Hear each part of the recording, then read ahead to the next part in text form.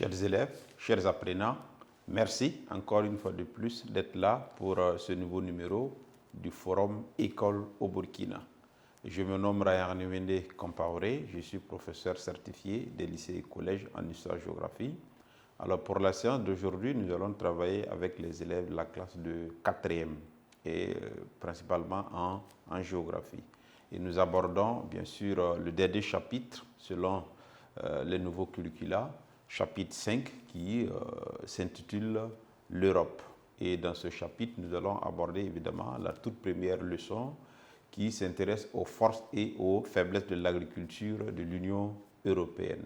Donc voilà un peu ce que nous allons faire aujourd'hui.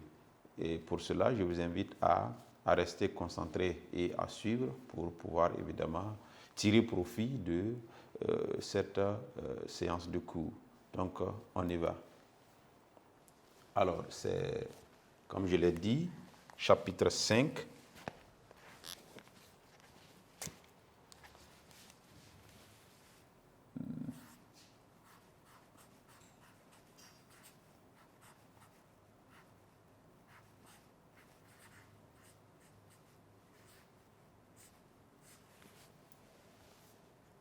Le titre du chapitre, c'est l'Europe. Et la toute première leçon, c'est bien sûr les forces et les faiblesses de l'agriculture de l'Union européenne.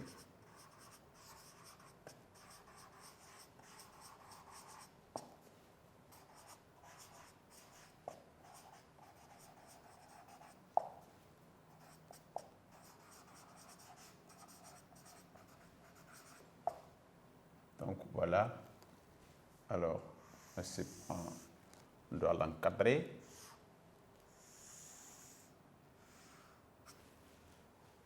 Et on pense à une introduction. Alors, pour bien étudier évidemment la leçon, on s'est fixé des objectifs. On va limiter le tableau. Voilà, comme ça. On s'est fixé des objectifs. Donc, le premier objectif principal, c'est de vous amener évidemment à connaître les forces de l'agriculture de l'Union européenne et aussi les forces de l'élevage, parce que c'est deux activités qui sont complémentaires. Et évidemment, lorsqu'on étudie l'une, on essaie d'évoquer évidemment l'autre. Et le deuxième objectif principal va nous amener évidemment à étudier les faiblesses de l'agriculture de l'Union européenne et bien sûr les faiblesses de l'élevage de l'Union européenne. Donc voilà un peu ce sur quoi nous devons travailler pour cette séance d'aujourd'hui. Donc dans la partie évidemment introductive, nous allons vous inviter à retenir que l'Union européenne fait partie évidemment des plus grands producteurs agricoles dans le monde. Et elle tire cette situation grâce évidemment à un certain nombre d'atouts et bien sûr, mais le secteur rencontre également des difficultés que nous allons évidemment étudier. Donc c'est un peu ce qu'il faut retenir dans la partie introduction. Et vous retenez en introduction ceci: l'Union européenne est bien sûr,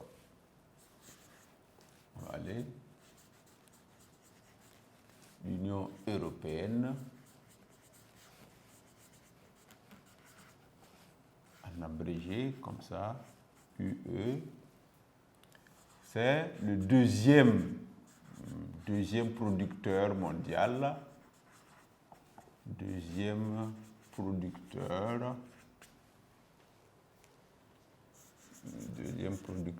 mondial agricole. Voilà. Donc, et bien sûr, elle tire cette situation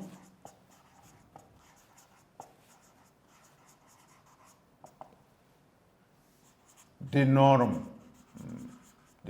avantages,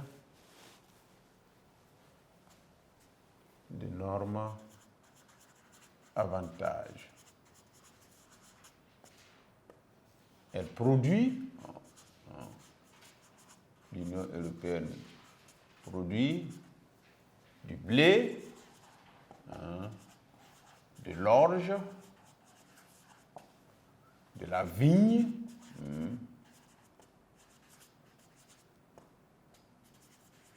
des céréales,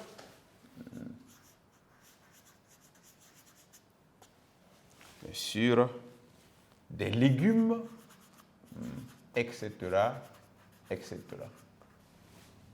Donc, il faut dire aussi que le secteur n'est pas sans difficulté, d'accord?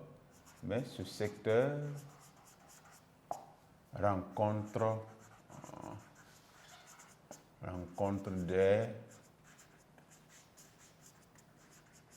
des difficultés. Voilà. Donc, ce qu'il faut, il faut retenir à ce niveau dans la partie 1 introductive. Et on va aborder en grand 1 les forces de l'agriculture de l'Union européenne. Pardon. Donc, grand 1, les forces de l'agriculture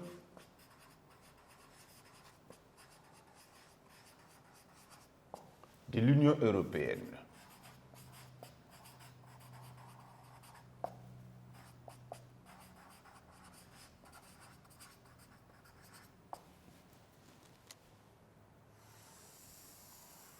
Alors, en petit 1, nous allons voir les forces de l'agriculture.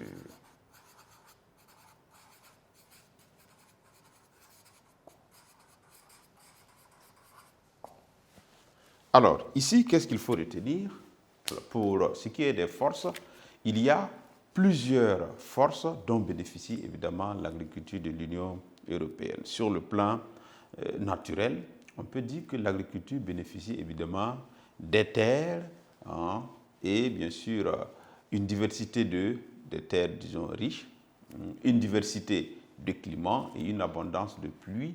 Et cela permet évidemment de diversifier également la production. Donc, sur le plan, disons, humain, l'agriculture bénéficie effectivement des acteurs bien formés et évidemment du marché de consommation. Et dans le domaine politique, l'agriculture de l'Union européenne bénéficie évidemment de subventions de la part des États qui composent l'Union européenne. Et on peut ajouter à cela le fait que l'agriculture de l'Union européenne soit une agriculture moderne, évidemment utilisant des outils modernes dans la production, tels que les tracteurs, etc., qui utilisent aussi les produits phytosanitaires et bien sûr la sélection des semences. Donc voilà quelques avantages ou bien quelques forces de l'agriculture de l'Union européenne. Donc on récapitule cela. Alors, les forces de l'agriculture de l'Union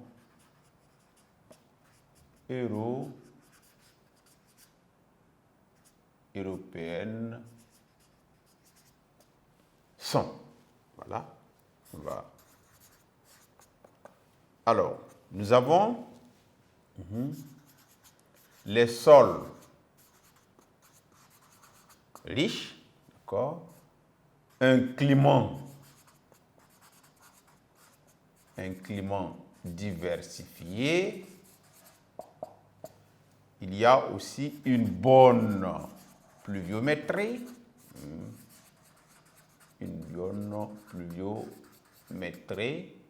Donc l'ensemble de ces acteurs-là permettent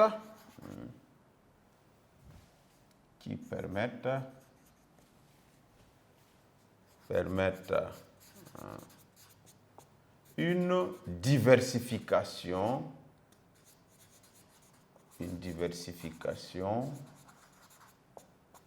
des productions.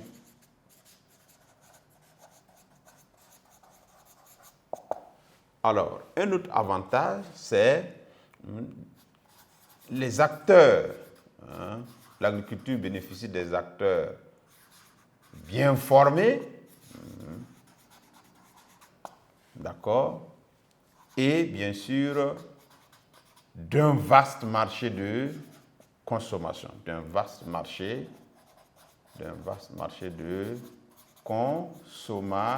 consommation. Alors, on peut signifier aussi que c'est une agriculture modernisée. Donc, une agriculture modernisée avec bien sûr une mécanisation, avec la mécanisation du secteur, l'utilisation bien sûr des produits phytosanitaires, l'utilisation des produits phytosanitaires,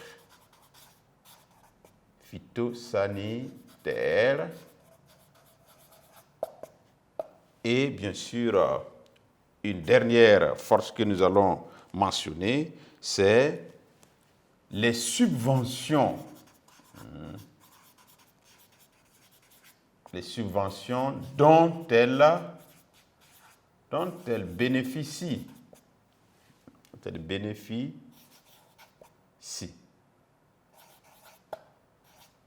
Donc, comme subvention, bien sûr, nous avons, on va ajouter la sélection des semences, c'est bon, c'est très important.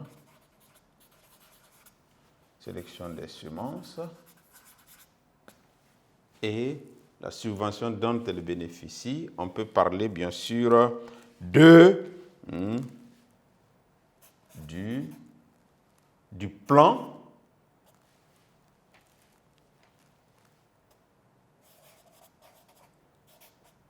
agricole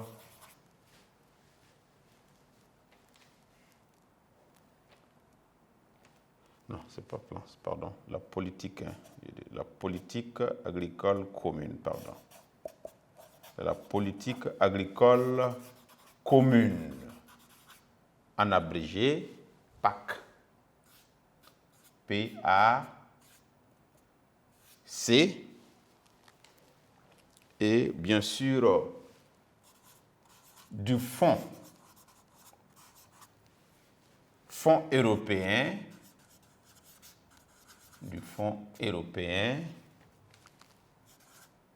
d'orientation et de garantie agricole, en abrégé FEUGA. Donc, voilà un peu ce que nous pouvons retenir par rapport aux forces de l'agriculture de l'Union européenne.